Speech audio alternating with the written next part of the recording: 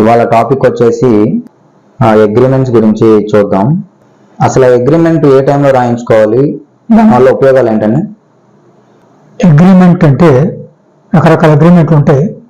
మనం ముఖ్యంగా స్థిరాస్తి విక్రయ అగ్రిమెంట్ గురించి మాట్లాడుకున్నాం.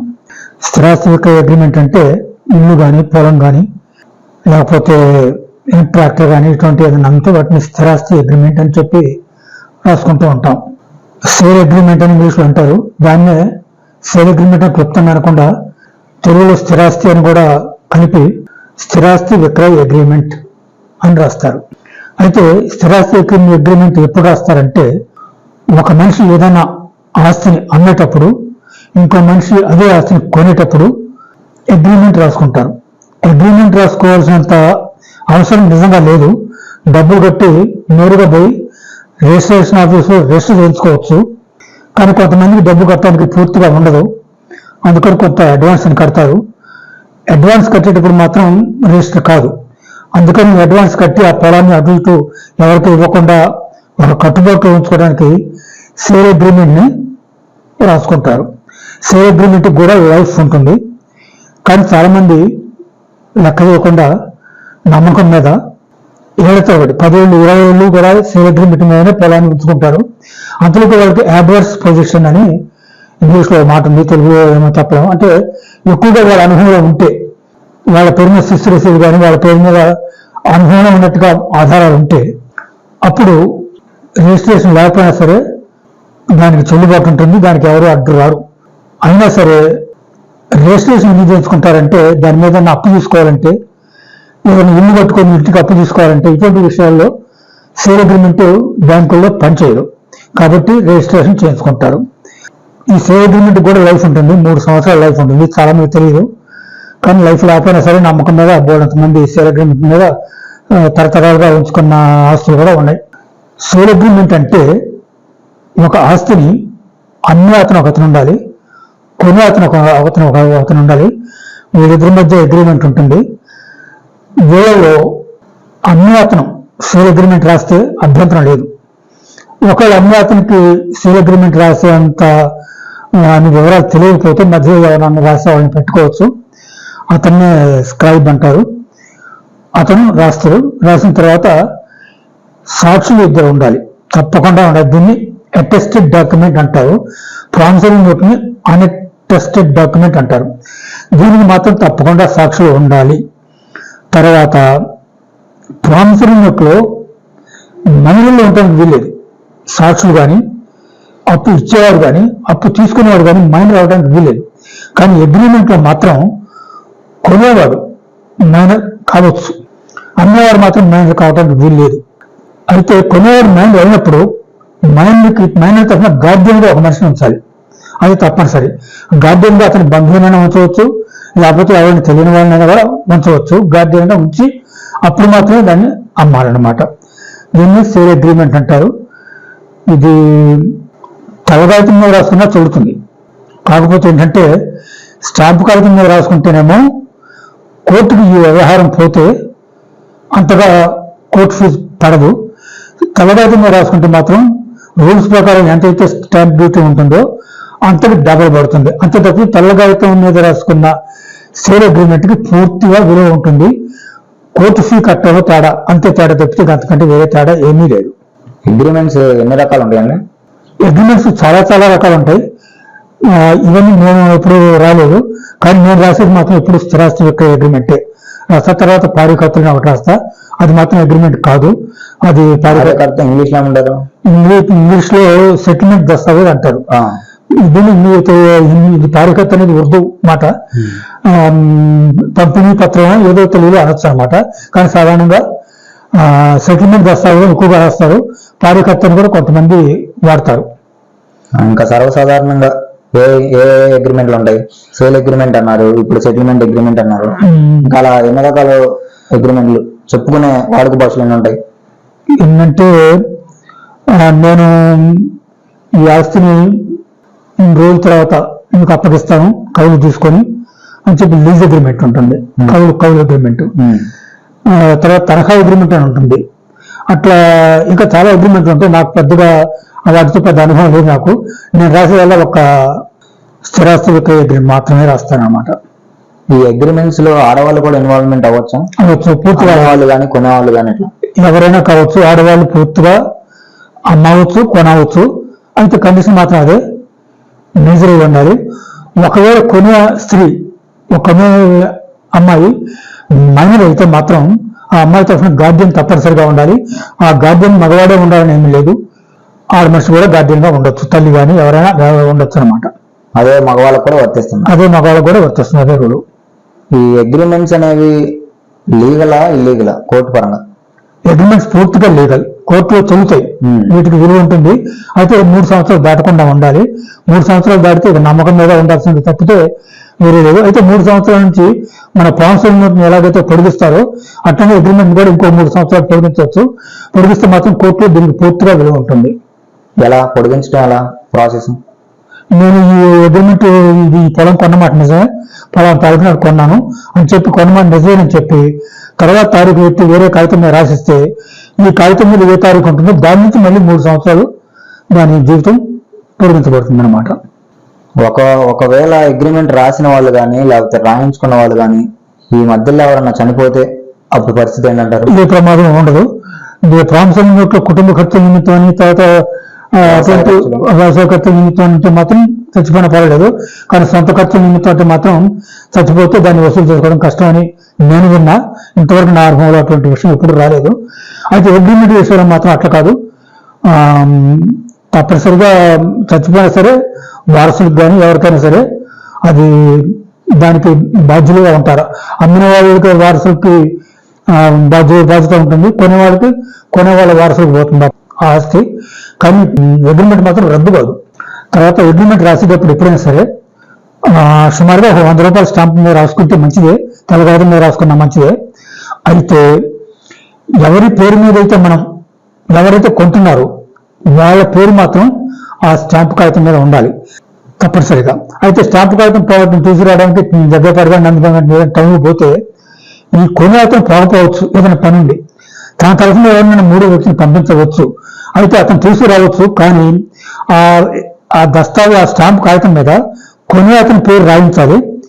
అతని తరఫున నేను తీసుకొస్తున్నానని చెప్పి ఇతని సంతకం, తన సంతకం పెట్టాలి. కొనే అతని సంతకం పెట్టకూడదు, తన సంతకం పెట్టాలి. పలాని వాడి తరఫున నేను ఈ అగ్రిమెంట్ ని చేతితో కొని తీసుకెళ్తున్నాను అని చెప్పి మాత్రం పెట్టాలి. తర్వాత అగ్రిమెంట్ రాసేటప్పుడు ముందు దాని విలువ సుమారుగా ఎంత ఉంటుందని రాస్తారు. ఆ విలువ మొట్టమొదటి పారాలోనే రాయాలి. ఇంత విలువ చేసే అగ్రిమెంటు, రాయించుకున్న అగ్రిమెంటు అని చెప్పి మొట్టమొదటి వాక్యం ఉంటుంది. తర్వాత మాత్రం రాయించుకున్న తారీఖు అని ఉంటుంది. తర్వాత కొన్నవారి పేరు, తర్వాత అమ్మిన వారి పేరు. అయితే ఈ అమ్మిన వారి పేరు ముందు రావాలా, కొన్న వారి పేరు ముందు రావాలా అన్నది నాకు స్పష్టంగా తెలియదు. నేను అనుకోవటం మాత్రం ఎటు వచ్చినా పర్వాలేదు, ఏమీ కాదని నేను అనుకోవటం. అయితే ఈ మధ్య కొత్తగా వచ్చిన రూల్ ఏంటంటే కొన్నవాడి పేరైనా సరే అమ్మిన వాడి పేరైనా సరే ఆధార్ కార్డు కూడా దాంట్లో ఉదాహరించాలి అని చెప్పి ఉంది. ఈ ఉదాహరించకపోతే అగ్రిమెంట్ రద్దు అవుతుందని రూల్ మాత్రం లేదు, కానీ ఆధార్ కార్డు నంబర్ ఉదహరిస్తే ఇంకా చాలా చాలా మేలు అదనమాట. తర్వాత ఇది ప్రామిసరీ నోట్ లాగానే ఇది కూడా ఫలాని వారి కుమారుడు ఫలాని ఆయన రాస్తున్నాడు అని చెప్పి రాయకుండా ఇప్పుడు ఇంగ్లీషు అలవాటు ప్రకారం ఫలాని వాడు తండ్రి ఫలాని వాడు రాస్తున్న అగ్రిమెంట్ అని రాస్తున్నారు. ఈ పద్ధతిని నేను మాత్రం అవలంబించడం లేదు. నేను మాత్రం తండ్రి పేరు తర్వాత రాయాలంటే బ్రాకెట్ లో తండ్రి ఫలానా అని చెప్పి బ్రాకెట్ క్లోజ్ చేసి రాస్తా. ఇది నా అలవాటు, నేను అక్కడ నేర్చుకున్న అలవాటు మాత్రం కాదు. నా అలవాటు మాత్రం సందేహాన్ని లేకుండా చేస్తుందని నేను అనుకుంటున్నా. కానీ ఫలాని వారి కుమారుడు ఫలాని వారు వ్రాయించి ఇచ్చిన స్థిరాస్తి విక్రయ అగ్రిమెంట్ అంటే దాంట్లో ఏ సందేహం లేదు, ఉండదు. తర్వాత జిల్లా పేరు రాసిన రాయకుండా మండలం పేరు, గ్రామం పేరు రాయాలి.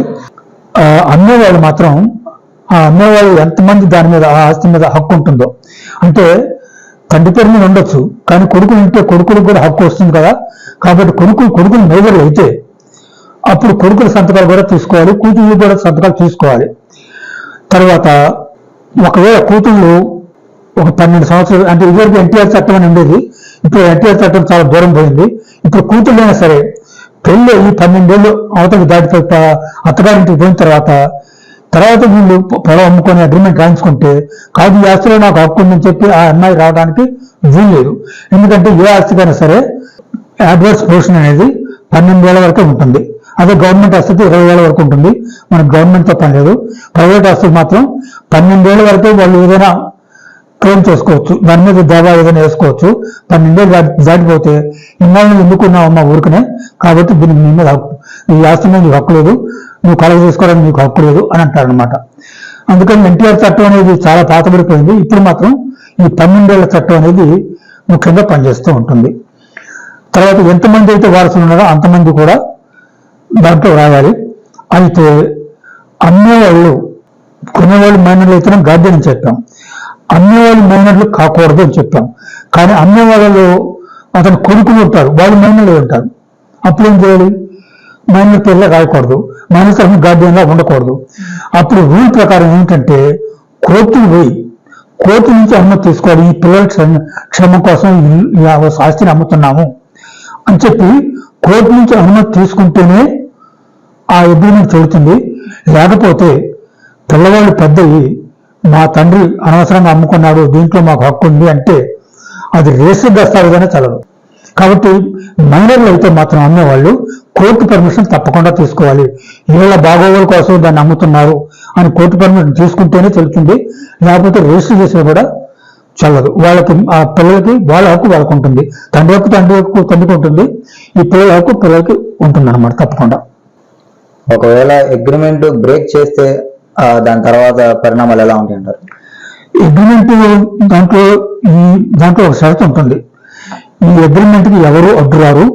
ఒకవేళ ఎవరైనా అడ్డు వస్తే వివాదాన్ని పరిహరించి ఈ అమ్మకాన్ని నిరాటంకంగా కొనసాగించగలము అన్న వాక్యం అన్న పేరా ఉంటుంది. దాని ప్రకారం అగ్రిమెంట్ ని ఉల్లంఘించకూడదు.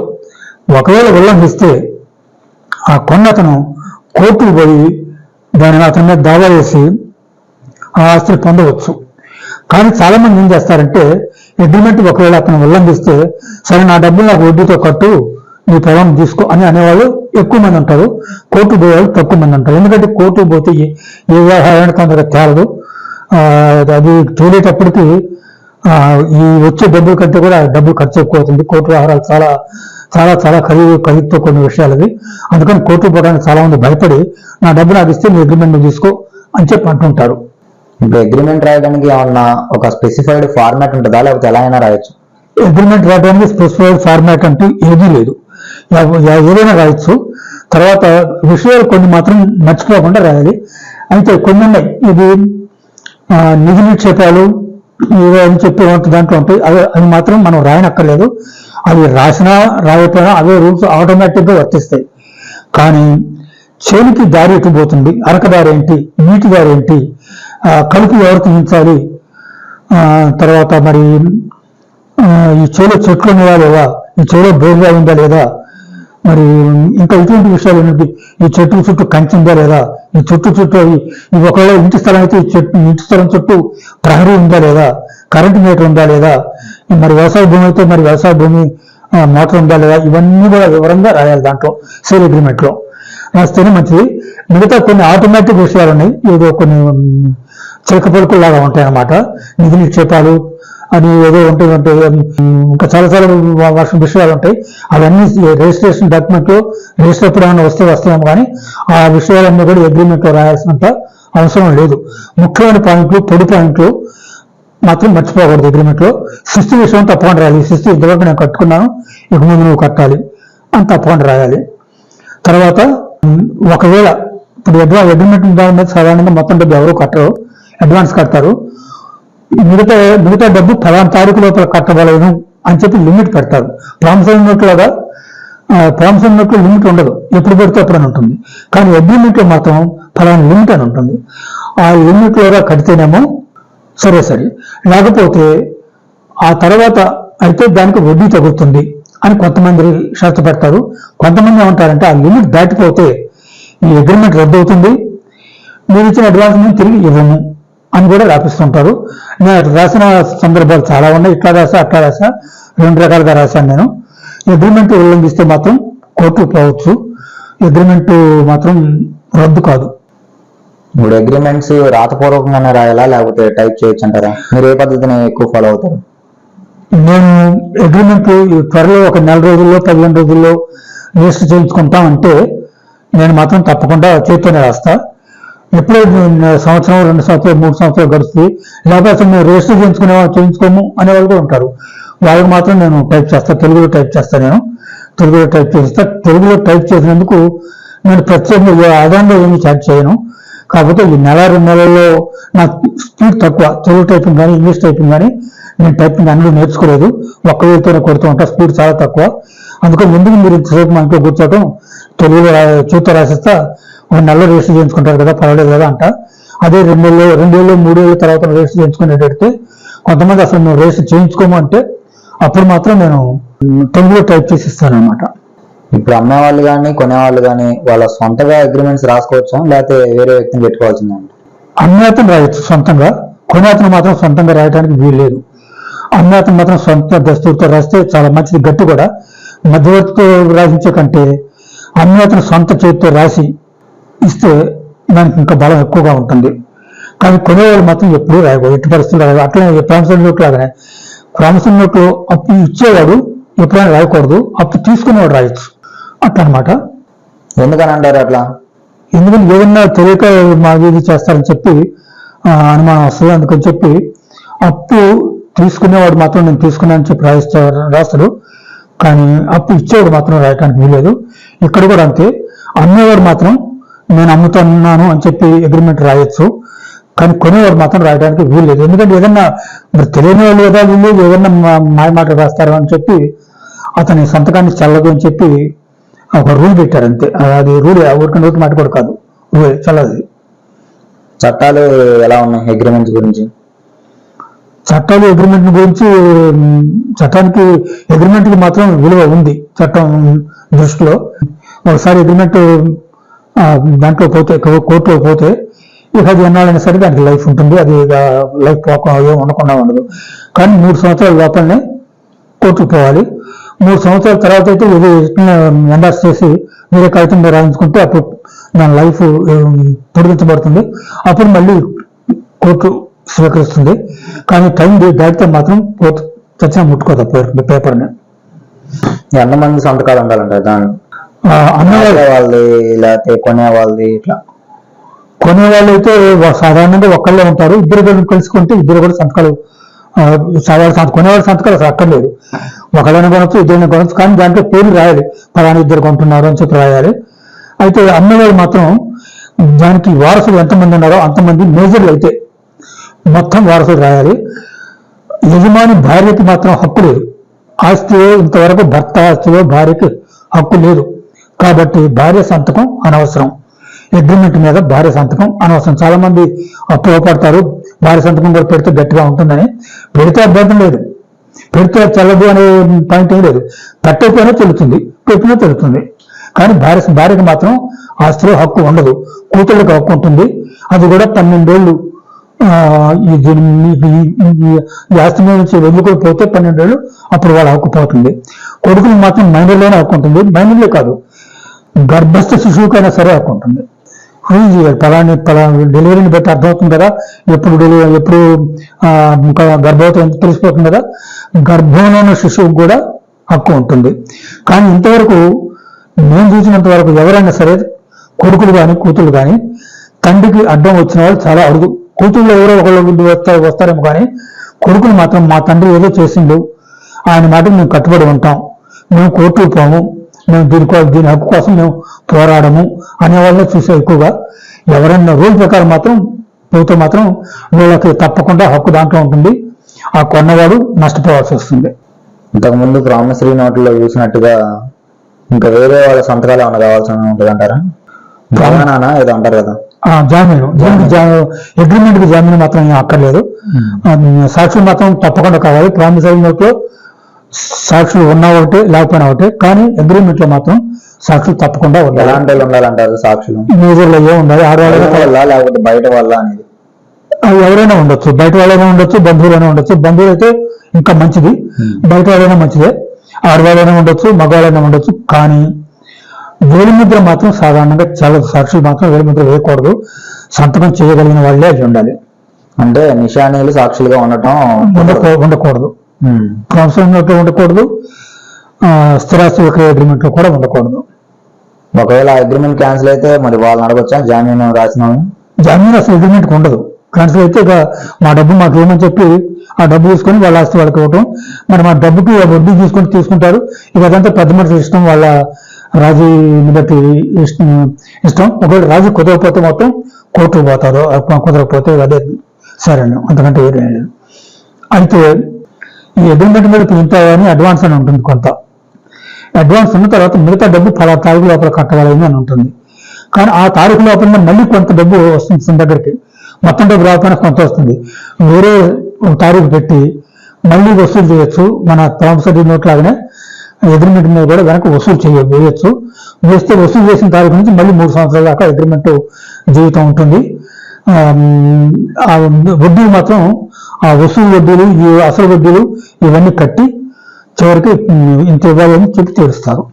ఇంతకుముందు ప్రామిసరీ నోట్ లాగే రకరకాల పెన్నులతో రాయొచ్చా, లేకపోతే ఆ ఇంకు సిరా యొక్క వయసు ఎలా కనుక్కుంటారు? 3 సంవత్సరాలు అంటున్నారు. 3 సంవత్సరాలు ఒకవేళ రాస్తే అది 3 సంవత్సరాలు అయిందని ఎట్లా కనుక్కుంటారు? సేమ్ ఇంతకుముందు రాయనా లేకపోతే? అయితే 3 సంవత్సరాలు ఈ ప్రామిసరీ నోట్లు మాత్రం ఖాళీ ప్రామిసరీ నోట్లే ఉంటాయి, కానీ అగ్రిమెంట్ మాత్రం ఖాళీ అగ్రిమెంట్ మాత్రం ఉండవు. కాబట్టి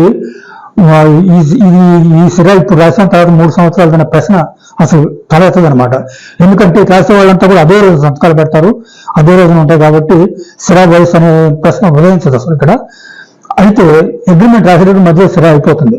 లేకపోతే రాసేతను ఒక పెన్ను వాడచ్చు, సాక్షి ఒక పెన్ను వాడచ్చు, తీసుకునే ఒక పెన్ను రావచ్చు. ఏ పెన్ను రాసినా ఇంకొక మారినా కూడా ఏమీ ప్రమాదం లేదు, అగ్రిమెంట్ చెల్లుతుంది. కానీ స్థిర వయసు మాత్రం తప్పకుండా జాగ్రత్తగా చూడాలి. దీన్ని స్థిర వయసు అంటే ఇవాళ అగ్రిమెంట్ మనం రాస్తాం, రాసిన తర్వాత కొన్నతను కానీ సాక్షులు కానీ 3 ఏళ్ల తర్వాత పెడతారు సంతకాలు.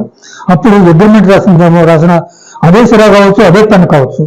కానీ అగ్రిమెంట్ రాసింది ఇప్పుడు, సాక్షి సంతకాలు పెట్టిన 3 సంవత్సరాల తర్వాత అని ఫారెన్సిక్ లెబారెటరీ రుజువు చేయగలదు.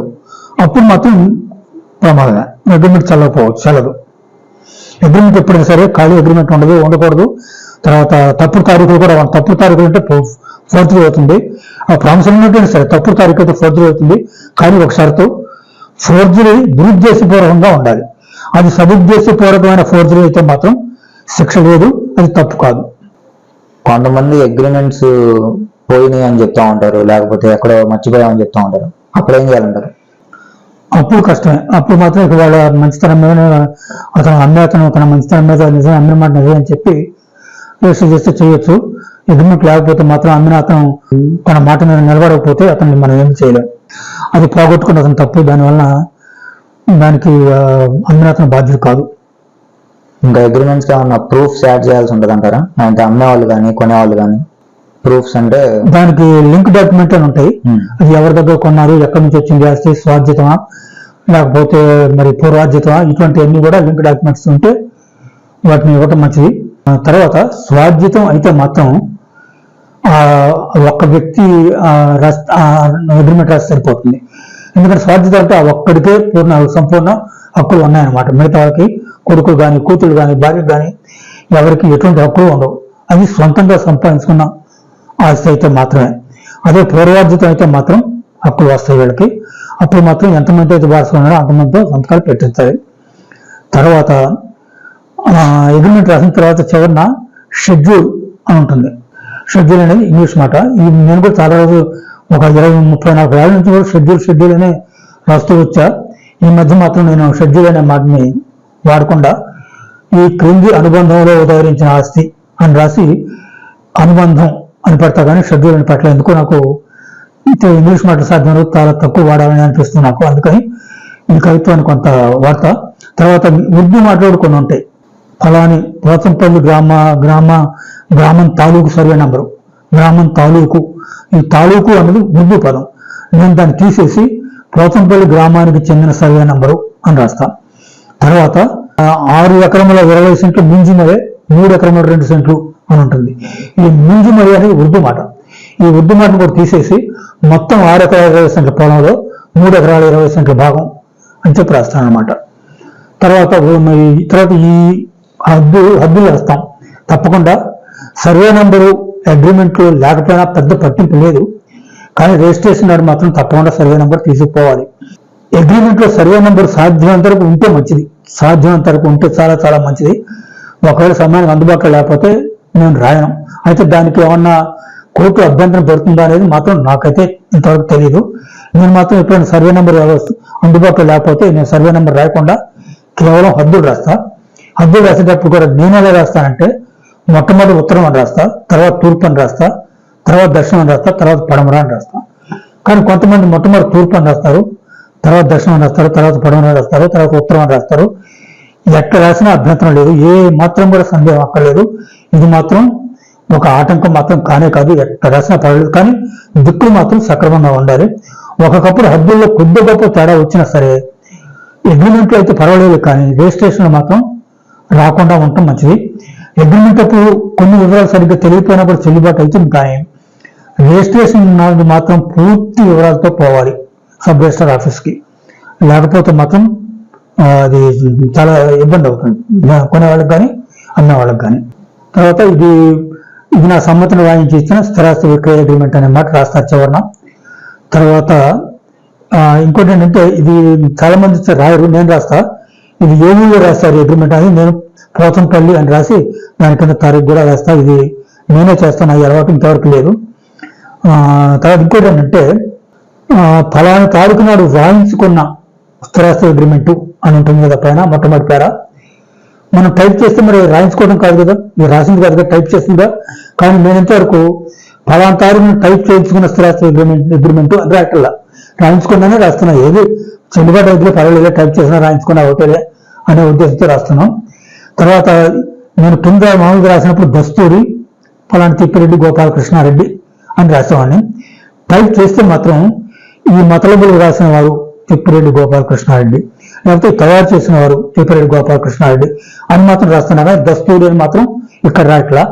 మొట్టమొదటి పేరాలో మాత్రం వాయించి ఇచ్చిన స్థిరాస్తి అగ్రిమెంట్ అని అక్కడ మాత్రం ఎటువంటి సవరణ చేయలేదు. కానీ ఇక్కడ కింద నా పేరు రాసే కాడ మాత్రం కొద్దిగా సవరిస్తున్నా. ఈ మతలబులు తయారు చేసిన వారు, లేకపోతే ఈ కాగితం తయారు చేసిన వారు అట్లా రాసి నా పేరు రాస్తున్నాను అనమాట. అయితే ఇక్కడ స్టాంప్ కాగితం మీద మనం అగ్రిమెంట్ రాస్తాము. రెవెన్యూ స్టాంప్ మాత్రం స్టాంపులు మాత్రం అతికించారు దీని మీద ఎప్పుడు కూడా. అగ్రిమెంట్కి రెవెన్యూ స్టాంప్ అతికించి రెవెన్యూ స్టాంప్ మీదుగా సంతకం పెట్టాలి అన్న రూల్ మాత్రం సేల్ అగ్రిమెంట్కి లేదు. రెవెన్యూ స్టాంప్ని నేను ఇంతవరకు అందించి ఏ అగ్రిమెంట్ని ఇంతవరకు నేను రాయలేదు. కొన్ని పరిస్థితుల్లో అగ్రిమెంట్స్ లో తప్పులు టైప్ చేయడం కానీ తప్పులు రాయడం కానీ చేస్తున్నారు, అప్పుడేమవుద్ది అంటారు? తప్పులు ఎవరైనా చేస్తారు, ఎంత మనగాడని తప్పులు పోతాడు. కొన్ని తప్పులు అభ్యంతరం ఉండవు, కానీ కొద్దిగా క్రీడలు ఏంటంటే దాన్ని రంధ్రాన్వేషణ చేస్తూ ఉంటారు కదా, అటువంటి రంధ్రాన్వేషణకి లోబడకుండా ఉండే తప్పులైతే పర్వాలేదు. కానీ మామూలు తప్పు అయితే మాత్రం అభ్యంతరం ఏం లేదు. తప్పు చేసిన కూడా మాత్రం తప్పనిసరిగా సంతకం ఉండాలి. ఆ దస్తూరి సంతకం కానీ అమ్మేవాడి సంతకం కానీ ఆ తప్పు దొరికిన కాడ ఉండాలి. స్టాంప్ కాగితం తప్పు దొరికితేనేమో మనం ఎట్లయినా కూడా సంతకం చేస్తాం, కానీ దాదాపు ఆ స్టాంప్ కాగితం మార్చాం. కానీ స్టాంప్ కాగితం తర్వాత మనం తెల్లగాయితాలు అటాచ్ చేస్తాం కదా, ఆ తెల్లగాయితాల్లో తప్పు ఏమైనా దొరికితే ఆ తెల్లగాయితాన్ని చించి అవతల బారేసి మళ్ళీ కొత్తగా టైప్ చేయడం అత్యుత్తమం. అంతే తప్పితే ఆ తప్పుల్ని మాత్రం అనుమతించకూడదు నా ఉద్దేశంలో. అంటే కొట్టివేతలు అట్లానే ఉండకూడదు అని నా ఉద్దేశం. కొట్టివేతలు వేసిన కాడ సంతకం పెట్టినా కూడా ఒక తెల్లగాయితం కదా, ఒక రూపాయి కాగితం, ఆ రూపాయి కాగితం చించి అవతల బారేసి మళ్ళీ టైప్ చేస్తే ఎంతో తలనొప్పి దూరం అయిపోతుంది అనమాట. అందుకని స్టాంప్ కాగితాన్ని అయితే మనం 100 రూపాయలు పెట్టి మళ్ళీ కొనుక్కు రాలేము, మళ్ళీ టౌన్ పోవాలి, మళ్ళీ తీసుకోవాలి, అది కష్టం. కానీ తెల్లగాయితాన్ని మాత్రం అప్పటికప్పుడు మార్చి మళ్ళీ రాయటం కానీ టైప్ చేయడం కానీ చేస్తే మంచిది. సాధ్యమైనంత వరకు తప్పు పోకుండా చూడాలి. కానీ మనం మానవులం కాబట్టి తప్పు లేకుండా రాయటం అనేది చాలా చాలా కష్టం. సాధ్యమైనంత వరకు తప్పులు లేకుండా ఉంటే మంచిది. దొరికితే సంతకం పెట్టి సరిదిద్దుకోవటం మంచిది.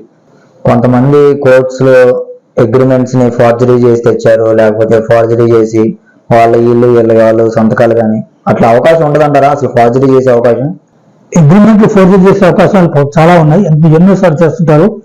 ఒక ఆస్తి నాదని చెప్పి కోర్టులో పోయి పోరాడే వాళ్ళు కూడా ఉన్నారు. ఏంటి నాకు బలం ఉంది, డబ్బులతో గెలవచ్చునో ఏదో మొత్తం మీద ధైర్యంతో పోతారు. కానీ కోర్టులు మాత్రం స్థిరాస్తి విషయంలో చాలా నిక్కచ్చిగా ఉంటాయి. వామ్మ ఒక జడ్జి గారు ఉన్నారు సరిత గారని, వామ్మ ఏదన్నా రాస్తే నా కొంప అంటకపోతాయి అని చెప్పి అంత భయపడేవారు జడ్జి గారు. నిజంగా స్థిరాస్తి విషయంలో జడ్జిలు మాత్రం చాలా చాలా జాగ్రత్తగా తీర్పు ఇస్తారు. ఎందుకంటే కొద్ది తప్పు చేస్తే ఆ తప్పును సరిదిద్దడానికి రెవెన్యూ డిపార్ట్మెంట్ రికార్డులు ఉంటాయి, బ్యాంకులో రికార్డులు ఉంటాయి, ఎన్ని కూడా కాదని చెప్పి జడ్జిమెంట్ ని ఖాయం చేయడానికి అవకాశం లేదు. అందుకని జడ్జిమెంట్ ని చాలా చాలా ఖచ్చితంగా ఉండేటట్టుగా జడ్జిలు ప్రయత్నం చేస్తారు. జడ్జిలు కూడా ఒకప్పుడు పొరపాటు పడితే పడవచ్చు, కానీ చేయాలని చేసినట్టుగా ఉంటే మాత్రం జడ్జి కూడా శిక్ష పడుతుంది. అట్లనే మనం కూడా ఫోర్జరీ చేయకూడదు. అగ్రిమెంట్ ని చేస్తే మాత్రం శిక్షలే, తక్కువ శిక్షలు కాదు, దాదాపు మనిషిని చంపినంత తీవ్రమైన నేరం అన్నమాట ఫోర్జరీ ఇటువంటి విషయాల్లో. అయితే ఆ ఫోర్జరీ మాత్రం ప్రమాదం లేదు, దురుద్దేశపూర్వకం కాదు అని రుజువు చేస్తే మాత్రం ఆ ఫోర్జరీ మనని ఏమీ చేయదు. కానీ దురుద్దేశపూర్వకం చేశారు అంటే మాత్రం ఫోర్జరీ అంటే మాత్రం ప్రమాదమే. ఫోర్జరీలు చాలా రకాలు ఉన్నాయి. ఏంటంటే ఒకటేమో తప్పుడు తారీఖులు వేయటం, ఇవాళ తారీఖు కాకుండా ఒక ఏడాది క్రితం కొన్నట్టుగా అట్లా వేయటం. తర్వాత ఒక మనిషి సంతకం ఇంకొక మనిషి పెట్టడం, దాన్ని కూడా ఫోర్జరీ అంటారు. వెనక తారీఖు వేసినా ఫోర్జరీ అని అంటారు. తర్వాత దాంట్లో ఉన్న మ్యాటర్ని మార్చినా కూడా ఫోర్జరీ అంటారు. ఏ మార్పులు చేసినా సరే ఫోర్జరీయే. కాకపోతే ఆ మార్పు అనేది దురుద్దేశపూర్వకంగా చేసిందే ఉండకూడదు.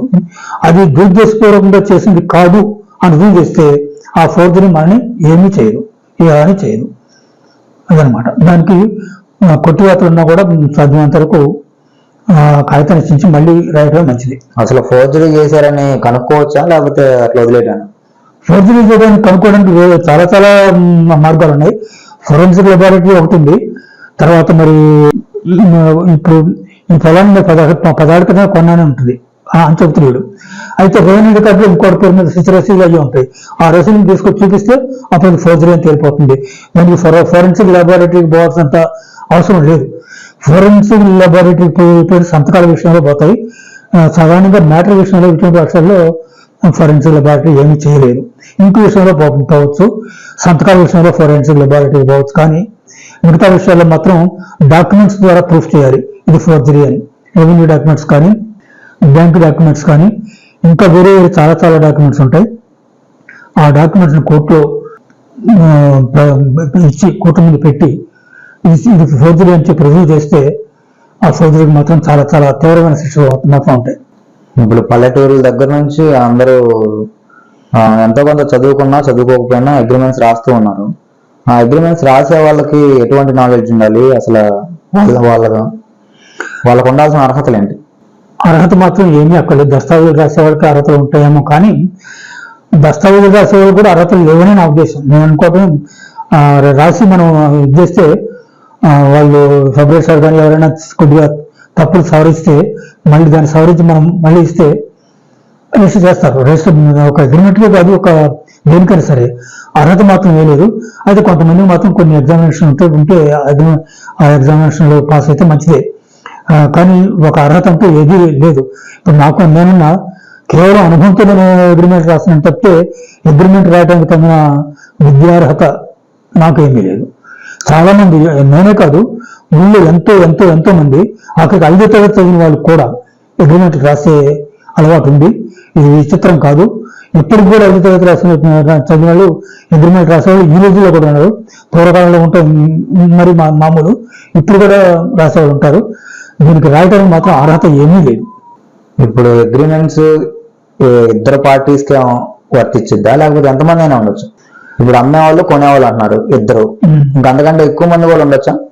దాంట్లో అయితే ఏ పేర్లు ఉన్నాయో ఆ పేర్ల వరకు మాత్రమే వర్తిస్తాయి. మిగతా వాళ్ళకి బయట వాళ్ళకి ఎవరికి వర్తించవు. అయితే ఈ ఆస్తి మీద పరాయికి ఎవరికైనా హక్కు ఉంటే అప్పుడు అతను అసలు మధ్య ఇది నా ఆస్తి అండి, అతను అనవసరం అమ్ముకోండి అని చెప్పి అతను వచ్చి తన హక్కును నిరూపించవచ్చు. అంతే తప్పితే మిగతా హక్కులు ఏమి ఉండవు. ఈ సాక్షులు కూడా ఈ సంతకాలు మా ముందు చేశారు అని చెప్పడం వరకే, కానీ ఈ ఆస్తి నిజంగా అతనిదా కాదా ఆ బాధ్యత మాత్రం సాక్షులు ఆ బాధ్యతను వహించరు. సాక్షుల బాధ్యత ఎంతవరకు అంటే ఈ మనిషి మాకు తెలుసు, ఈ పెట్టిన సంతకాలు మా ముందు పెట్టారు, అంతవరకే వాళ్ళ బాధ్యత. అంతే తప్పితే ఈ పొలం నిజంగా వాళ్ళదేనా, ఈ సర్వే నెంబర్ అదేనా, ఈ పొలం మీద అప్పులు ఉన్నాయా, వీటికి సమాధానాలు చెప్పాల్సినంత అవసరం సాక్షులు లేదు. ఎవరైనా కొనుక్కునే వాళ్ళు వాళ్ళే ఈసీ అంటారు, ఎన్కంబరెంట్ సర్టిఫికెట్ అని, వాళ్ళే తీసుకొని ఆయన అప్పులు ఉన్నాయో లేవో అని జాగ్రత్త పడి వాళ్ళు జాగ్రత్త పడాల్సిందే తప్పితే సాక్షులు ఎటువంటి బాధ్యతను తీసుకోరు. ఇది ఏ టైప్ ఆఫ్ ఇది సివిల్ కింద వస్తుందా లేకపోతే క్రిమినల్ కింద వస్తుందా ఒకవేళ ఇది కోర్టులో వేస్తే? కోర్టులో వేసి ఇది పూర్తిగా సివిల్ కేసే. అయితే ఫోర్జరీ అయితే మాత్రం క్రిమినల్ వచ్చేస్తుంది, అప్పుడు జైలు శిక్షలు అయి ఉంటాయి. ఇప్పుడు ఒక ఇప్పుడు ట్రాన్స్ఫర్మేట్ లాగా ఇది కూడా సేల్ అగ్రిమెంట్ లో కూడా నేను అమ్మలేదు అనంటే క్రిమినల్ అవుతుంది. కానీ నేను అమ్మాను కానీ అది నాకు అమ్మటం ఇష్టం లేదంటే నాకు కావాలి నేను తీసుకుంటాను అంటే మాత్రం సివిల్ దావా అవుతుంది. అది అప్పుడు ఇతను జైలు కట్టాలని వెళ్ళి నేను నా పొలం నేను తీసుకుంటానండి, దీని రేట్లు పెరిగినాయి, నేను అమ్మదలుచుకోలేదని అంటే మాత్రం సివిల్ దావా నడుస్తుంది. కానీ అసలు నేను అమ్మలేదండి, అసలు ఈ అగ్రిమెంట్ నేను రాయలేదు అని చెప్పంటే మాత్రం అది క్రిమినల్ అవుతుంది. అప్పుడు జైలు మాత్రం తప్పదు, అనుమానం లేదు అందులో. ప్రామిసరీ నోట్ లాగానే ప్రామిసరీ నోట్లు కూడా నేను ఇవ్వలేను ఇంక కొన్నాళ్ళకి ఇస్తానంటే మాత్రం సివిల్, కానీ అసలు నేను ఇవ్వను అంటే అది క్రిమినల్ అయిపోతుంది అనమాట. నేను ఈ నోట్ రాయలేదు అంటే క్రిమినల్ అయిపోతుంది. అటు అగ్రిమెంట్ కూడా నేను అగ్రిమెంట్ రాయలేదు అంటే క్రిమినల్. నేను అగ్రిమెంట్ రాశాను కానీ నాకు ఇప్పుడు మళ్ళీ నాకు కావాలండి పొలం, నేను అమ్మదలుచుకోలేదు అని చెప్పంటే కాదు కాదండి ఇతను ఏదన్నా వస్తే నేను పరిష్కరించి ఈ వివాదాన్ని కొనసాగించగలను, ఈ అమ్మకాన్ని కొనసాగించగలను అని చెప్పి రాసి ఇచ్చానండి దీంట్లో అని చెప్పని కోర్టుకు పోతే అది సివిల్ దావా నడుస్తుంది తప్పితే క్రిమినల్ దావా నడవదు. ఇప్పుడు ఎక్కువ శాతం ప్రామిసరీ నోట్లలో ఇప్పుడు ఎవరైనా అమౌంట్ తెచ్చిచ్చేసి మొత్తం క్లియర్ అయిపోతే ఆ నోట్ ని చించేసి పడేయడం చేస్తారు. అగ్రిమెంట్స్ కూడా అలానే చేస్తారంటారా లేకపోతే అలానే ఉంచుకుంటారు? అగ్రిమెంట్ ని చించి అవతల పారేయాల్సిన అవసరం అయితే లేదు. కానీ ఇక్కడ ఏం జరుగుతుందంటే సాధారణంగా అందరికీ తెలిసిన విషయమే, మార్కెట్ రేట్ ప్రకారం అగ్రిమెంట్ రాస్తారు, అంతేకాదు గవర్నమెంట్ రేట్ ప్రకారం రాయరు. గవర్నమెంట్ ప్రకారం రాస్తే మాత్రం చాలా ప్రమాదం, ఎందుకంటే అది ఆ తక్కువలో అమ్ముకోవాల్సి వస్తుంది అమ్మినాడు. కాబట్టి మార్కెట్ రేట్ ప్రకారం రాస్తారు. రాసిన తర్వాత అగ్రిమెంట్ అక్కడ రిజిస్ట్రేషన్ అప్పుడు ఏం చేస్తారంటే గవర్నమెంట్ రేట్ ప్రకారం రిజిస్టర్ చేస్తారు. రిజిస్టర్ చేసిన వెంటనే ఈ సేల్ అగ్రిమెంట్ ని చించేయాలి. అది ఇది రెండు మన ఎవరి చేతిలో ఉన్న అధికారుల చేతిలో పడితే ఇదేంగా నువ్వు కొన్నదేమో ఈ రేటుకి నువ్వు ఈ రేటుకి రిజిస్టర్ చేయించుకోవడం ఏంటి, ఇది అన్యాయం, గవర్నమెంట్ కి ద్రోహం చేసావు నువ్వు అని చెప్పి కేసు పెడితే పెట్టచ్చు. అందుకని అటు రిజిస్ట్రేషన్ అయిందో లేదో ఇటు అగ్రిమెంట్ చించి అవతల పారేయటం మంచిది. అదే కనుక మార్కెట్ రేట్ ప్రకారం రిజిస్టర్ చేయించుకుంటే అక్కడ అంటే అగ్రిమెంట్ లో ఏ విలువ అయితే ఉందో ఏ డబ్బు అయితే ఉందో అదే డబ్బులు కనుక రిజిస్టర్డ్ డాక్యుమెంట్ లో రాస్తే ఆ అగ్రిమెంట్ చించి పారేయాల్సిన అవసరం లేదు, అది ఉంచుకోవచ్చు. రిజిస్టర్డ్ డాక్యుమెంట్ కూడా ఉంచుకోవచ్చు, అభ్యంతరమే లేదు. కానీ ఆ అమౌంట్ కి ఈ అమౌంట్ కి తేడా ఉన్నప్పుడు మాత్రం తప్పకుండా ఈ అగ్రిమెంట్ ని చించి పారేయాలి. ఎవరి చేతుల్లో చిక్కితే మాత్రం ప్రమాదం రావడానికి అవకాశం ఉంది. ఇప్పుడు కొంతమంది అగ్రిమెంట్స్ ని ఫైల్లో పెట్టివ్వడం లేకపోతే ఏదైనా పేపర్లో పెట్టివ్వడం మంచిగా ఇస్తారు, కానీ వాళ్ళు దాన్ని ఎక్కడో పెట్టేసి లేకపోతే దాని మీద అక్షరాలు సరిగా కనిపించకుండా లేదా వర్షానికి తడిసి అట్లా ఏదైనా పాడైపోతే అగ్రిమెంట్ ఆ తర్వాత పరిస్థితి ఏంటి? అసలు కనిపెట్టలేకుండా అగ్రిమెంట్ పాడైపోతే మాత్రం కష్టం. ప్రామిసరీ నోట్ అయినా సేల్ అగ్రిమెంట్ అయినా అది దానికి విలువ ఉండదు. కాకపోతే దాంట్లో ఉన్న మ్యాటర్ని మనం కనిపెట్టగలిగితే మాత్రం దానికి విలువ ఉంటుంది. సాధారణంగా ఏంటంటే మన అగ్రిమెంట్ కానీ ప్రామిసరీ నోట్ కానీ ఎట్లయితే వాళ్ళు ఇచ్చారో మనకి మడతలు పెట్టకుండా అదే రకంగా ఉంటుంది. అందుకని ప్రతి వాళ్ళు కూడా అగ్రిమెంట్ రాసిస్తే మాత్రం నాకు పొలం కొత్త ప్లాన్ ఇచ్చినా కూడా ఒక ఫైల్ ఇస్తా, ఫైల్లో ఒక ఫోల్డర్ ఉంటుంది, ఆ ఫోల్డర్లో పెట్టిస్తా. అంటే దాదాపు లామినేషన్ ఉంటుంది లెక్క. లామినేషన్ మాత్రం కాదు కానీ ఒక ట్రాన్స్పరెంట్ ఫోల్డర్ ఉంటుంది, దాంట్లో పెడతా. పిన్ మాత్రం కొట్టడం, ఎందుకంటే ఎప్పుడన్నా ఫోటో కాపీలు తీయించుకోవాలన్నా కూడా బాగుంటుంది కాబట్టి పిన్నులు కొట్టకుండా ఇస్తా, ఫైల్లో ఇస్తా. నేను చెప్తే వాళ్ళకి కాగితం మాత్రం మడత పెట్టవద్దు. కాగితం మడత పెడితే దాని లైఫ్ తొందరగా పోతుంది. ఎన్ని ఎక్కువ మడతలు పెడితే అంత తొందరగా అది శిథిలం అయిపోతుంది. కాబట్టి దీన్ని ఇట్లనే ఉంచండి, ఈ ఫైల్లోనే ఉంచండి అని చెప్పి ఇస్తాను నేను. అయితే చాలా మంది ఏం చేస్తారంటే దీనికి విలువ ఈ కాగితాలు తీసి వేరే కొత్త కాగితాలు ఆ ఫైల్లో పెట్టుకొని వీటిని అక్కడ పడేస్తూ ఉంటారు. అది మూర్ఖత్వం. ఎందుకంటే నేను ఇచ్చే కాగితానికి కూడా చాలా చాలా విలువ ఉంది. అంత విలువ ఉండబట్టే 50 రూపాయలు ఖర్చు పెట్టుకొని నేను వాళ్ళకి ఫైల్ ఇస్తున్నా. వాళ్ళు గ్రహించకుండా అట్లా చేస్తే చేసేది ఏమీ లేదు. నేను మాత్రం ఫైల్ ఇస్తే వాళ్ళు జాగ్రత్తగా తీసుకోమని. తర్వాత స్టాంప్ కాగితం కొంచెం తెచ్చుకునేటప్పుడు కూడా నేను మాత్రం తెల్లగాతలు మాత్రం నా ఇంట్లో వాడతా, నేను బాండ్ పేపర్ వాడతా. కానీ స్టాంప్ కాగితం మాత్రం నాకు అమ్మడానికి అధికారం లేదు. స్టాంప్ కాగితం తెచ్చుకునేటప్పుడు అందరికీ నేను చెప్తా, ఒక ఫోల్డర్లో పెట్టి తీసుకురండి. ఒక పుస్తకంలో పెట్టి తీసుకురండి. ఏం మాత్రం నలగకుండా ఇస్త్రీ చేసినట్టుగా కొత్తగా ఉన్నట్టు ఉండాలి. కొద్దిగా కూడా మూలం కూడా మడత ఉండకూడదు. ఒకవేళ మడతుంటే ప్రింటర్లో ఇరుక్కునే అవకాశం ఉంటుంది. ప్రింటర్లో ఇరుక్కుంటే 100 రూపాయలు వేస్ట్ అవుతుంది. అది మీరు తిన్నట్టు కాదు, నేను తిన్నట్టు కాదు. కాబట్టి జాగ్రత్తగా నలగకుండా తీసుకురండి, జాగ్రత్తగా తీసుకురండి. కొంతమంది చుట్టూ తీసుకొస్తారు, కొంతమంది మడత పెట్టి జేబులో పెట్టుకొని తీసుకొస్తుంటారు. అది వద్దు, ఆ పద్ధతి బాగోదని చెప్పి అందరికీ నేను చెప్తూ ఉంటాను అనమాట. తర్వాత ఒకప్పుడు ఎంత బాగున్న కాగితం ప్రింటర్లో ఏదన్నా లోపల మెషిన్లో ఏదైనా ఫాల్ట్ ఉండి ఇరకపోతుంది. అప్పుడు మాత్రం అట్లా ఇరకపోయినప్పుడు మాత్రం నాదే బాధ్యత కాబట్టి ఆ 100 రూపాయలు నేనే పెట్టి మళ్ళీ ఇంకో కాగితం తెప్పించి రాసి ఇస్తూ ఉంటా. నా ప్రింటర్లో ఫాల్ట్కి వాళ్ళని నేను బాధ్యులు నేను చెయ్యను అనమాట. ఇప్పుడు అగ్రిమెంట్స్ లో ఏమన్నా ఫొటోస్ కూడా ఏమన్నా అంటించాల్సి ఉంటుందంటారా? అగ్రిమెంట్ లో ఫొటోస్ అంత అంటించాల్సినంత అవసరం ఏమీ లేదు. ఇదివరకు కూడా పూర్వం కూడా ఫోటోలు అంటించే ఒక అవసరం ఉండేది కాదు. ఇప్పుడు మాత్రం అంటిస్తున్నారు. తర్వాత ఇదివరకు కొనేవాడి సంతకాలు రిజిస్టర్ దస్తావేజులు కూడా ఉండేటండి. కానీ ఇప్పుడు కొనేవాళ్ళ దస్తకాలు కావాలి, ఫోటోలు కావాలి, తర్వాత సాక్షి సంతకాలు కావాలి, వాళ్ళ ఫోటోలు కావాలి, తర్వాత వేలు ముద్రలు కావాలి, అన్నీ కావాలి. వేలు ముద్రలు మాత్రం మొదటి నుంచి ఉంది అలవాటు, ఫోటోల అలవాటు మాత్రం కొత్తగా వచ్చింది. తర్వాత ఆధార్ నంబర్లు ఇవన్నీ కూడా సరే మొత్తం మీద సాక్షుల ఫోటోలు, అమ్మేవాళ్ళ ఫోటోలు, కొనేవాళ్ళ ఫోటోలు అన్నీ ఉండాలి. పూర్వం మాత్రం అమ్మేవాళ్ళ సంతకం ఉంటే సరిపోతుంది. అమ్మేవాళ్ళ వేలిముద్ర కూడా కావాలి. సంతకంతో పాటు వేలిముద్ర కూడా కావాలి. ఒక సంతకం చేయలేకపోతే మాత్రం వేలిముద్ర తప్పకుండా కావాలి. తర్వాత కొనేవాళ్ళ సంతకం కూడా కావాలి. కొనేవాళ్ళ సంతకం ఇదివరకు అక్కర్లేదు. ఇప్పుడు మాత్రం కొనేవాళ్ళ సంతకం వేలిముద్ర కూడా తీసుకుంటున్నారు. కొత్తగా రూల్స్ వచ్చినాయి అన్నమాట. అట్లా ఉండడం మంచిదే అంటారా? చాలా మంచిది. నాకు ఈ రూల్స్ మాత్రం బాగా నచ్చినాయి. సంతకాన్ని కూడా నమ్మితే నమ్మబోతు, కానీ వేలిముద్ర అయితే మాత్రం సాధారణంగా దాన్ని కాదంటానికి వీలు పడదు. సంతకంలో ఇవాళ నా సంతకం నేను ఇవాళ పెట్టి ఇంకా సంతకం పెడితే బోళ్ళంత తేడా కనపడుతుంది, నాకే కనపడుతుంది.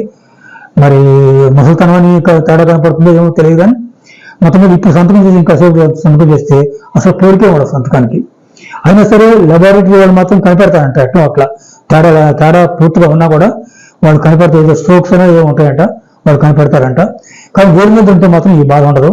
వేలిముద్ర మాత్రం ఒక మనిషి వేలిముద్ర ఇంకో మనిషి వేలిముద్రతో కలవటం అనేది దాదాపు అసంభవం.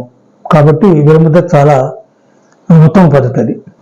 ఇప్పుడు ఇంతకుముందు చూసాం మనం ప్రామిసరీ నోట్స్ అనేవి మతిస్థిమితం లేని వాళ్ళు రాస్తే చెల్లదు అట్లా అని చెప్పాం. ఇప్పుడు ఇందులో కూడా అదే వర్తిస్తుందా? పూర్తిగా అదే పాయింట్లు వర్తిస్తాయి. మతిస్థిమితం లేనివాడు అమ్మకూడదు, మతిస్థిమితం లేనివాడు కొనకూడదు, మతిస్థిమితం లేనివాడు ఈ సాక్షి సంతకాలు పెట్టకూడదు, మతిస్థిమితం లేనివాడు అగ్రిమెంట్ రాయకూడదు. ఏ ఒక్కళ్ళు కూడా మతిస్థిమితం లేని వాళ్ళు అయి ఉండకూడదు. అందరూ మతిస్థిమితం అయిన వాళ్ళే అయి ఉండాలి. తప్పకుండా చెప్పండి. మతిస్థిమితం ఉన్న వాళ్ళే అయి ఉండాలి. అంటే కొన్ని పరిస్థితుల్లో వాళ్ళకి మతిస్థిమితం ఉందా లేదా అనేది ఎట్లా కనిపెట్టడం? సామాన్యంగా కనిపెడతారు. మరీ అంత కనిపెట్టలేకుండా ఉంటానే జరిగేది కాదు. కాకపోతే మరీ అంత అనుమానం వస్తే డాక్టర్ పట్టేయాలి. డాక్టర్ కూడా పక్కన ఉంటే మంచిది రాసేటప్పుడు. ఇంతకుముందు మనం ప్రామిసరీ నోట్లో చూసాం, ప్రభుత్వ ఉద్యోగులు ఇవ్వకూడదు, తీసుకోకూడదు, సంతకాలు పెట్టకూడదు అయ్యి అని. ఇందులో కూడా అయ్యే వర్తిస్తాయా? ఇందులో ప్రభుత్వ ఉద్యోగులు రాయకూడదు, ప్రభుత్వ ఉద్యోగులు కొనవచ్చు, అమ్మొచ్చు, అందులో అభ్యంతరం లేదు. కానీ సాక్షి సంతకాలు రాయటాలు మాత్రం ప్రభుత్వ ఉద్యోగులు రాయకుంటేనే మంచిది. ప్రభుత్వ ఉద్యోగులు మాత్రం అమ్మవచ్చు. ప్రభుత్వ ఉద్యోగి అయి ఉండి తన ఆస్తిని అమ్ముకోవచ్చు, ప్రభుత్వ ఉద్యోగి అయి ఉండి ఆస్తి కొనవచ్చు. కానీ ఇక్కడ ప్రాసెస్ నోట్లో మాత్రం అప్పులు ఇవ్వడం కానీ తీసుకోవడం కానీ ప్రభుత్వ ఉద్యోగి చేయకూడదు. కానీ ఇక్కడ ఆ నిబంధన లేదు. కాకపోతే సాక్షి సంతకాలు కానీ రాసేవారి సంతకాలు కానీ ప్రభుత్వ ఉద్యోగి కాకపోతేనే మంచిది. ఇన్నాళ్ళు మీ అనుభవంలో మీకు ఎదురైన సమస్యలు ఏంటి ఈ అగ్రిమెంట్స్ రాయడంలో? నాకు సమస్య మాత్రంతో కోర్టు పోయే సమస్య నాకు ఇంతవరకు రాలేదు. నేను చాలా అదృష్టవంతుణ్ణి. అయితే నేను చెప్పకూడదు కానీ ఒక విషయం తప్పదు. ఒకప్పుడు సంతకాలు పెట్టే అందరూ అక్కడ నా దగ్గరికి రారు. తర్వాత ఆడవాళ్ళు ఉంటారు కొంతమంది. నేనంటాను ఆడవాళ్ళని మా ఇంటికి తీసుకురావద్దు, ఎందుకు పాపం వాళ్ళని తీసుకురావటం, నాకు ఆడవాళ్ళని తెప్పించడం నాకు ఇష్టం ఉండదు.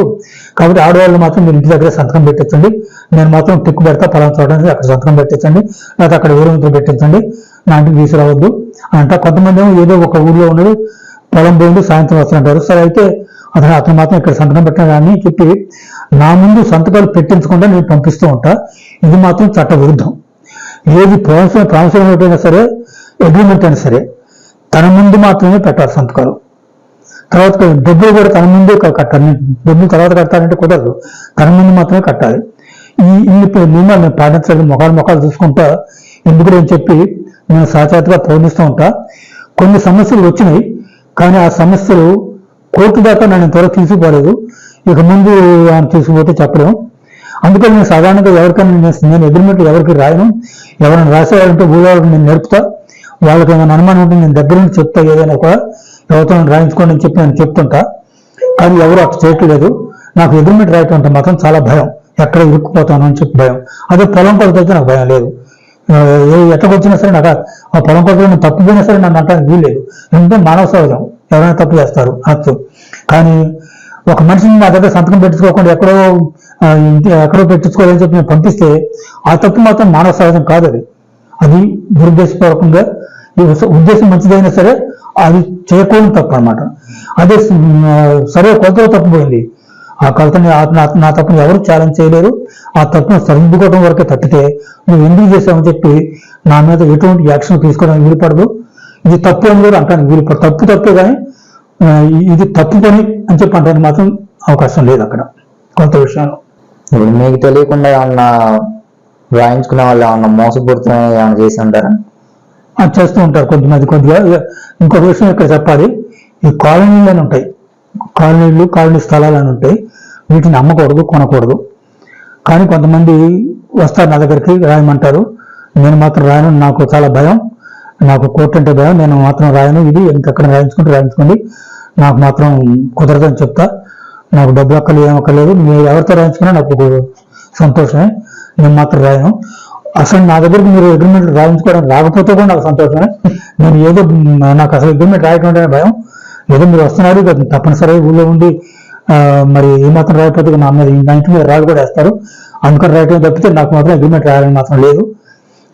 తప్పుడు అగ్రిమెంట్ మాత్రం మీరు ఏదైనా చేయండి, నేను తనండి ఏదైనా చేయండి, నేను మాత్రం అవినీతిపరమైన అగ్రిమెంట్ మాత్రం నేను రాయను. కాలనీలు కానీ మరి ఇటువంటివి నేను మాత్రం రాయనని చెప్తాను. ఏంటి చట్ట విరుద్ధం కాలనీలు అమ్ముకుంటా? ఆ చట్ట విరుద్ధం. అది ఎవరికి వాళ్ళకి అయినా కూడా అమ్ముకుంటానే ఉన్నారు కదండి. చాలా మంది అమ్ముతున్నారు. కానీ కొనేవాళ్ళు కొంటున్నారు. ఎవరు కూడా కోర్టుకు పోరు. వీళ్ళిద్దరు తప్పితే మధ్యలో వాళ్ళు ఎవరు కోర్టుకు పోవడం తెలియదు. తెలిసినా కూడా వీళ్ళిద్దరిలోనే పోవాలి ఎవరో కోర్టుకి. అంతే వేరే వాళ్ళు పోయి ఫలానా ఇట్లా అమ్ముకుంటారని చెప్పి కోర్టుకు పోవడానికి అవకాశం లేదు.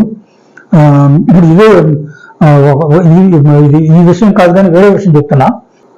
ఒక భార్యని ఒక అతను వదిలిపెడతాడు. వదిలిపెడితే ఇతను తన భార్యను వదిలిపెట్టిందని మూడోవాడు కేసు పెట్టడానికి వీల్లేదు. భరణం ఇవ్వలేదు, మూడో కేసు పెట్టడానికి వీల్లేదు. పరువు నష్టం ఏదో తిడతాడు, పరువు నష్టం దావా వేస్తారు. పరువు నష్టం దావా మూడోవాడు వేయడానికి వీల్లేదు. ఎవరైతే బాధితులు ఉన్నారో ఆ బాధితులే వేయాలి దావా. అట్లనే ఇక్కడ కూడా ఎవరికైతే కాలనీలు ఎవరైతే కొంటారో ఎవరైతే అమ్ముతారో వాళ్ళే కేసులు ఒకరి మీద ఒకరు పెట్టుకుంటారు. మిగతా లేకపోతే గవర్నమెంట్ అని పెడుతుంది. మిగతా నేను మధ్యలో మూడో వాడు వచ్చి వీళ్ళు గవర్నమెంట్ చోటు అమ్ముకోనండి అని చెప్పి కేసు పెట్టడానికి అవకాశం మాత్రం లేదు. అట్టుంటే మాత్రం చాలా ప్రమాదం ఉంటుంది. ఇక ప్రతి అన్ని కేసులు అయిపోతాయి అనమాట. ఇంతకుముందు మా అగ్రిమెంట్ రాసేటప్పుడు చెప్పారు ఒక పాయింట్ రాయకూడదు కానీ రాస్తున్నానని. అటువంటి రాయొచ్చు అంటారా? అగ్రిమెంట్ క్యాన్సిల్ అట్లా అది రాయొచ్చు. అంటే నేను రాయటాన్ని నా మనసు అప్పుడు నా మనసు అంగీకరించి ఎందుకో నాకు ఒక రకమైన వణుకు పుట్టుకొస్తుంది. ఆ కండిషన్ పెట్టాలంటే మాత్రం చాలా భయం అనిపిస్తుంది. ఏంటి ఒకరోజు కూడా అతను కట్టలేకపోతే, ఒకరోజు ఆలస్యం అయిపోతే వెంటనే నాకు ఇచ్చిన ₹1,00,000 అడ్వాన్స్ అంతా రద్దు అయిపోతుంది. అది అట్లా ఒక మనిషి గొడవ అవడం అనేది నాకు ప్రాణం ఉత్సవం అంటుంది. అందుకని నేను ఈ కండిషన్ రాయడానికి నా మనసు ఒప్పని చెప్తా. అయినా సరే రాయండి అంటే మాత్రం రాస్తా. ఎందుకంటే వాళ్ళ మాట నేను వినాలి. ఎక్కువగా నేను రాస్తున్న అగ్రిమెంట్ కదా అని చెప్పి నా కోరికలు నాలో ఉన్న నా ఇష్టాన్ని వాళ్ళ మీద రుద్దకూడదు. ఎక్కువగా వాళ్ళ ఇష్టాన్ని మనం అనుమతించాలి. వాళ్ళ మాటలని మనం తలకాయ ఊపాలి. కానీ మనం వాళ్ళతో బలవంతానికి తప్పకుండా నువ్వు ఈ పని చేయి, మీరు ఇట్లా పలానా వాడికి ఇంత పెట్టు, పలానా పెద్దవాడికి ఇన్ని సెంట్లు ఎక్కువ పెట్టు, పలానాడికి ఇంత పెట్టు, ఇటువంటి విషయాలు నేను ఎప్పుడు జోక్యం కలిగి చేసుకోను. అది మధ్యవర్తుల పని. నేను మాత్రం రాయించుకున్న వాళ్ళు ఏదైతే చెప్తారో వాళ్ళు చెప్పిన దాన్నే వింటా. ఏదైనా చట్టానికి విరుద్ధం అయితే మాత్రం ఈ చట్ట విరుద్ధం చేస్తే తప్ప వాళ్ళ ఇష్టాలు చట్టబద్ధం అయితే మాత్రం వాళ్ళ ఇష్టాన్ని గౌరవిస్తారు. నా ఇష్టాన్ని మాత్రం నేను చెప్పను. అది మధ్యవర్తి పని. మధ్యవర్తి మాత్రం ఆ స్వంతం ఉంది. కాదు ఇట్లా కాదు అట్లా కాదు, అతనికి ఒక సెంటు పెంచు ఇది అని చెప్పి అనడానికి మధ్యవర్తికి అవకాశం ఉంది, కానీ రాసేవాడికి నాకు మాత్రం అవకాశం లేదు. నేను ఎప్పుడు అటువంటి సలహాలు ఇవ్వను. మా అగ్రిమెంట్ లో రాసింది ఒకసారి చెప్పండి, ఏమని రాయమన్నారు వాళ్ళు? అదే చెప్పాను కదా, అగ్రిమెంట్ క్యాన్సిల్ అవుద్ది అనే మాట. అంటే ఎలా రాశారు, ఏంటి దాని వాక్యం? ఈ ఫలానా తారీఖు లోపల కట్టవలను అని చెప్పి ఉంటుంది. ఈ తారీఖు లోపల కట్టలేకపోతే ఈ అగ్రిమెంట్ రద్దు అవుతుంది అని రాయమన్నారు వాళ్ళు. మేము అని రాస్తారు, రాయమంటారు. మీ అగ్రిమెంట్ రద్దు అవుతుంది, మీరు ఇచ్చిన అడ్వాన్స్ తిరిగి ఇవ్వము, అది కండిషన్. దీన్ని ఒక కఠినమైన కండిషన్, కఠినమైన షరతు అంటారు, కఠినమైన నిబంధన అన్నమాట. ఈ కఠినమైన నిబంధన రాయడానికి మాత్రం నాకు చేతులు రావు. అయినా సరే నేను ఎంతో చెప్పి చూస్తా. ఒక మధ్యవర్తిగా కాదు, నా చేతులు రావు కాబట్టి, నాకు మనసు అంగీకరించలేదు కాబట్టి వాళ్ళకి చెప్తాను, నా మనసు రావట్లేదు, అంగీకరించలేదు. అయినా సరే అట్లనే రాయి అంటే వాళ్ళ మాట నేను ఒప్పుకోవాలి తప్ప నా ఇష్టాన్ని బలవంతమైన వాళ్ళకి రుద్దడానికి నాకు హక్కు లేదు. ఎప్పుడైనా సరే వాళ్ళు చెప్పినట్టుగా విని వాళ్ళు చెప్పిన షరతులనే నేను ఆ అగ్రిమెంట్లో కానీ ప్రాన్సన్ నోట్లో కానీ రాయాలి, కానీ నా ఇష్టం అనేది చల్లదు. ₹2 వడ్డీ ఉంటుంది, ఈ కోర్టులో చదివి ₹1 రాసుకోండి, నేను ₹1 రాస్తానని చెప్పి నేను అన్నాం. మీరు 2 కాదు 5 కాదు ఎన్నైనా రాసుకోండి, కోర్టులో చదివితే చల్లదు, అది చల్లపోదు, కానీ నేను మాత్రం దానికి బాధ్యత కాదు. నా మీద ఏమీ యాక్షన్ తీసుకోవడానికి వీళ్ళు ఎంత రాసుకోవచ్చు, కోర్టులో ఎంత రాసుకున్నా ఇంతనే కట్టేస్తుంది. కాబట్టి మీరు ఇంత వడ్డీకి ఇవ్వు, అంత వడ్డీకి ఇవ్వు, లేకపోతే ఇది రాయించుకో చెప్పి నేను అటువంటి సలహాలు మాత్రం ఇవ్వను. అవి మధ్యవర్తుల డ్యూటీ, అది మధ్యవర్తులకు మాత్రం అవకాశం ఉంది, ఆ స్వాతంత్రం ఉంది, నాకు ఆ స్వాతంత్రం లేదు. నేను ఎంతసేపు చట్టానికి ఏదైనా విరుద్ధంగా విషయం వస్తే మాత్రం అప్పుడు చెబుతా, ఈ చట్టానికి విరుద్ధం బాబు, నేను మాత్రం రాయలేను అని చెప్పి అంట తప్పితే వాళ్ళ ఇష్టాలకు మాత్రం వ్యతిరేకంగా నేను ఎప్పుడు పోను. ఇప్పుడు ప్రామిసరీ నోట్లో ఏమన్నా మీరు కోర్టు దాకా వెళ్ళే పరిస్థితులు ఎదురైనా? నాకు ఇంతవరకు ఒక్క కేసు కూడా ఎదురు కాలేదు, అదృష్టం నా అదృష్టం. అగ్రిమెంట్ విషయాల్లో కూడా ఇంతవరకు నేను కోర్టుకు పోలేదు, ఇది కూడా నా అదృష్టమే.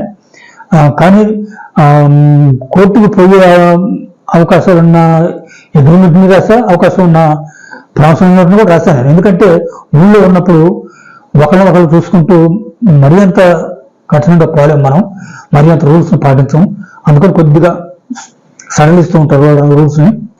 అయితే నా అదృష్టం కొద్దిగా ఇంతవరకు నేను కోర్టు మాత్రం పోలేదు, ప్రామిసరీ నోట్ విషయంలో కానీ తర్వాత అగ్రిమెంట్ విషయంలో కానీ ఇంతవరకు నేను ఎప్పుడు కోర్టుకు పోలేదు. కొంతమంది మీరు సెటిల్మెంట్స్ కూడా చేస్తారు అనే వార్తలు వినిపిస్తాను, అంతవరకు నిజం అంటారు? ఇది పూర్తిగా అబద్ధం. నేను ఎవరికి సెటిల్మెంట్ చేయలేదు. వీటిని మన 3 భాషలో చెప్పాలంటే పంచాయతీలు అంటారు. నేను పంచాయతీలు మాత్రం ఎప్పుడు చెప్పను, ఎవరిదో అసలు నా దగ్గర పంచాయతీలే రారు. అసలు నేను ఏదన్నా అంటే కొద్దిగా ఏదన్నా ఇట్లా ఏదైనా న్యాయం ఏదైనా తప్పిపోతే అసలు ఏదో న్యాయం చెప్పడానికి నీకేం అధికారం న్యాయం చెప్పడానికి, కానీ నా మొహమే అంటారు. అసలు నువ్వు చెప్పడం ఏంటి, అసలు నువ్వు చెప్పడం ఏంటి, నువ్వు చెప్పే తాగుతుందని చెప్పి అంటారు. నన్ను ఎవరు పెద్ద మనిషిగా అంగీకరించరు.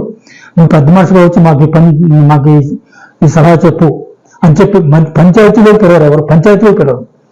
పంచాయతీ అని అంటాను, పంచాయత్ అంటేనేమో పంచాయత్ ఆఫీస్ అవుతుంది, పంచాయతీ అంటే మాత్రం ఈ పెద్దల సమక్షం పేచీలు అనమాట. ఈ పేచీలో పంచాయతీ అంటారు. నన్ను పంచాయతీలో ఎవ్వరూ పిలవరు. అసలు ఇతను పంచాయతీ పనికి వస్తుంది అనుకునేవాడు మా ఊళ్ళో ఒక్కడు లేడు. ఇతను పెద్ద మనిషిగా అర్హుడు అని అనుకునేవాడు మా ఊళ్ళో ఒక్కడు కూడా లేడు, ఏ ఊళ్ళో కూడా లేడు. కాకపోతే పౌనోట్లు రాస్తుడు, అగ్రిమెంట్ రాస్తుడు అని మాత్రం అనుకుంటారు, ఆ అర్హత ఉందని అనుకుంటారు. కానీ పంచాయతీ చెప్పే అర్హత ఉందని ఎవరు అనుకోరు. నేను ఇంకొక విషయం చెప్పాలంటే, నాకు తెలిసిన లా పాయింట్లు కానీ నేను పంచాయతీ చెప్పాల్సినంత తెలివి నాకు తెలియదు కానీ ఈ ఊళ్ళో ఎవరికి లేదని నేను అనుకుంటున్నా. కానీ జనం అనుకుంటారు కదా, ఇంత దరిద్రుడు ఇంత మూర్ఖుడు ఎవడు లేదని చెప్పి జనం అంతా నన్ను అనుకుంటారు. నాకు అభ్యంతరం లేదు. నాకు పంచాయతీ చెప్పాలన్న కృతి మాత్రం లేదు, ఆ దురలవాటు నాకు లేదు, ఆ రంగు లేదు నాకు. చాలా మందికి ఎంత నీచంగా పొరపడతారో ఒకసారి నేను పంచాయతీ చెప్పని అనేవాళ్ళు ఉన్నారు. వాడికి పంచాయతీ చెప్పనిస్తే వాడిని పెద్ద మనిషిని చేస్తే ఎంత పొంగిపోతారంటే వాడు ఏ సాయం చేయమని చేస్తాడు. నేను కాదు, నన్ను పెద్ద మనిషిని చేయకపోతే నాకు అభ్యంతరం ఏ లేదు. కొంతమంది ఎవరైనా తప్పిదారి పెద్ద మనిషి చేయబోయినా కూడా నేను పెద్ద మనిషిని కాను, అసలు నేను పంచాయతీ రాను అంట. ఎప్పుడో నీటికి ఒకళ్ళు మాత్రం రిజిస్ట్రేషన్ రామంటారు అంటారు. నేను రిజిస్ట్రేషన్ రాను, అది నా పద్ధతి, నా డ్యూటీ కాదు. నేను పెద్ద మనిషిని కాదు, నేను మధ్యవర్తిని కాదు, నేను రిజిస్ట్రేషన్ చేయించడానికి రావడానికి అర్హుని కాదు, మీరు నన్ను పిలవద్దు అని మాత్రం తప్పవనంట. ఒక్కసారి కూడా నేను రిజిస్ట్రేషన్ నాడు ఎవరి పక్కన పోలేదు ఇంతవరకు. అంటే సాధారణంగా చూస్తే సెటిల్మెంట్స్ కొంచెం అన్నీ తెలిసి లా పాయింట్స్ తెలిసి అలాంటి వాళ్ళని ఎక్కువ పెట్టుకుంటారు కదా. మీకు అన్నీ తెలుసు అని అంటున్నారు, మరి మిమ్మల్ని ఎందుకని పిలవకపోవడం, లేకపోతే మీరు ఎందుకని అంగీకరించి ఎట్లా? పెద్ద మనుషులు అనేవాళ్ళు ఎప్పుడైనా తెలిసిన వాళ్ళు అక్కర్లా, పెద్ద మనిషి ఒప్పించేవాళ్ళు కావాలి.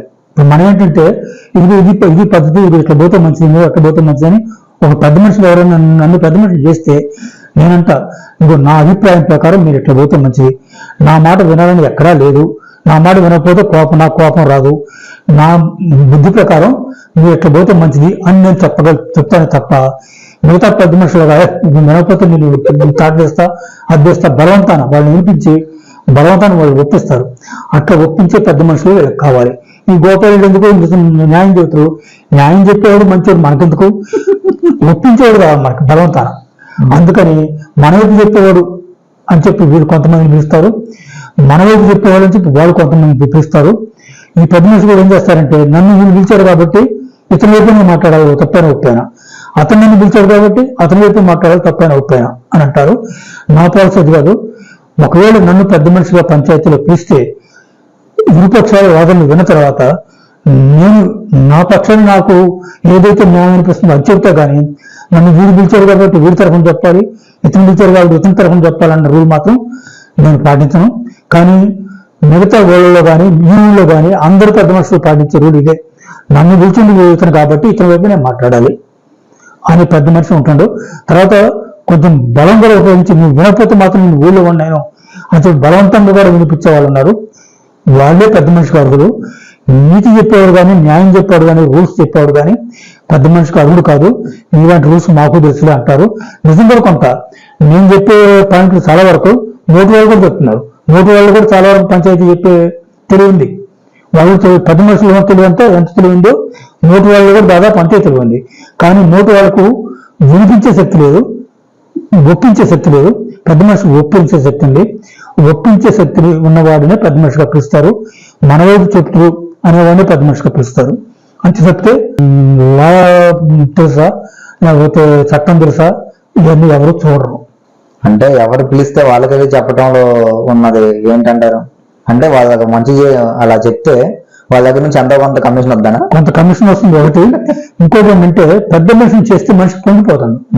ఇప్పుడు నన్ను పిలిచిన పక్కన నేను చెప్పకపోతే నన్ను ఎవరు గెలవడు. అసలు ఊరు పడతాను నేను పిలిచకపోయినా కూడా మన వైపు చెప్పడం అని చెప్పి ముందే అనుమానం వచ్చి పిలిచి మన వైపు గ్యారంటీగా చెబుతారు మనవాడిని పిలిచకపోతాను. అందుకని ఇతను కూడా ఇతని వైపు ఎందుకు చెబుతారంటే కొంతమంది డబ్బులు కాజేస్తారు.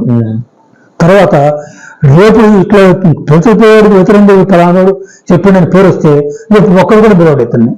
ఒక్కడు కూడా పిలవకపోతే పెద్ద నుంచి అయిపోతే దానికి శాంతి ఉండదు, సుఖం నిద్ర పట్టదు.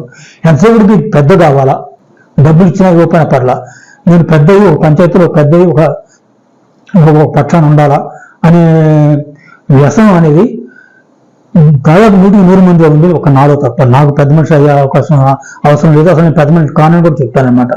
ఎట్లా ఏదైనా సందర్భం వస్తే అసలు నేను పెద్ద మనిషిని కాదు, నన్ను అడిగే పని లేదు కూడా అని చెప్పి అంటాను అనమాట. అట్లా నాకు పెద్ద మనిషి కావాలంటే అంత అసలు లేదు, ఏమాత్రం కూడా లేదు. ఇప్పుడు కొంతమంది అగ్రిమెంట్స్ దొంగిలించడం కానీ లేకపోతే ప్రామిసరీ నోట్స్ దొంగిలించడం కానీ చేస్తా ఉన్నారు. అప్పుడు ఏంటంటే పరిస్థితి నిజమే, దొంగిస్తారు. దొంగిలించిన తర్వాత మరి ఆర్డర్ వేయించుకుంటారో ఏమి వేయించుకుంటారో తెలియదు. మొత్తం మీద బెదిరించడానికో లేకపోతే మరి డబ్బులు కాజేయడానికో ఏమో మొత్తం మీద కాగితాలని దొంగతనం చేసేవాళ్ళు ఉన్నారు. అయితే దానికి పరిష్కారం ఏం లేదు. అది దొంగిలించిందో రుజువు చేయలేకపోతే దానికి దానికి మందు ఏం లేదు, దానికి విరుగులు లేదు. ఇక అది అది క్యాన్సిల్ అయిపోయినట్టే. అగ్రిమెంట్ కానీ ఆ నోట్ కానీ క్యాన్సిల్ అయిపోయినట్టే. అతను ఉపయోగించుకోవడానికి వీలు పడదు. దొంగిలించిన అతను ఉపయోగించుకోడు, ఎందుకంటే అతని పేరు మీద ఆర్డర్ వేయలేదు కాబట్టి అతను ఉపయోగించుకోవడానికి వీలు పడదు. కాబట్టి వీళ్ళని ఇబ్బంది పెడతాడు అనమాట. అందుకని దొంగిలిస్తున్న తప్పితే అతను ఆ దొంగిలించిన అతనికి ఏ ఉపయోగం ఉండదు. కాకపోతే ఏంటంటే కొంచెం డబ్బులు ఇస్తారు నీకు, మా కాగితం మాకు ఏమైనా అంటారు, కొంత డబ్బు సంపాదించుకోవడానికి డబ్బు కాజేయడానికి ఏమైనా దొంగిలిస్తున్నాం. కానీ అతనికి మాత్రం ఏ హక్కులు ఉండవు దొంగిలించినంత మాత్రాన. ఇప్పుడు ఇటువంటి భయాల వల్ల 2 అగ్రిమెంట్స్ రాసుకోవచ్చు అంటారా? 2 అగ్రిమెంట్లు రాసుకున్న సంగతి ఇంతవరకు నేను ఎప్పుడు వినలేదు. ఇప్పుడు వింటాం. అట్లా 2 అగ్రిమెంట్లు ఎప్పుడు రాయరు. అంటే అట్లా దొంగతనం చేసే అవకాశం ఉంది లేకపోతే పోయే అవకాశం ఉందని అని రాయరు. ఎప్పుడు ఇంకో కాపీ అట్లా కాపీ రాయటం అనేది పద్ధతి కాదు, అసలు పద్ధతి చట్టవిరుద్ధం. అట్లా రాయకూడదు. 2 అగ్రిమెంట్లు ఎప్పుడు రాయకూడదు. 2 నోట్లు కూడా ఎప్పుడు వేయకూడదు. ముందే సంతకాలు పెట్టేసి తర్వాత మ్యాటర్ రాసుకున్నా అన్నా కూడా కుదరదు. ఇది ప్రామిసరీ నోట్ కుదురుతుంది కానీ అగ్రిమెంట్ కుదరదు. అగ్రిమెంట్ ఖాళీ అగ్రిమెంట్ ఉండదు, ఖాళీ ప్రామిసరీ నోట్ ఉంటుంది కానీ ఖాళీ అగ్రిమెంట్ ఉండదు.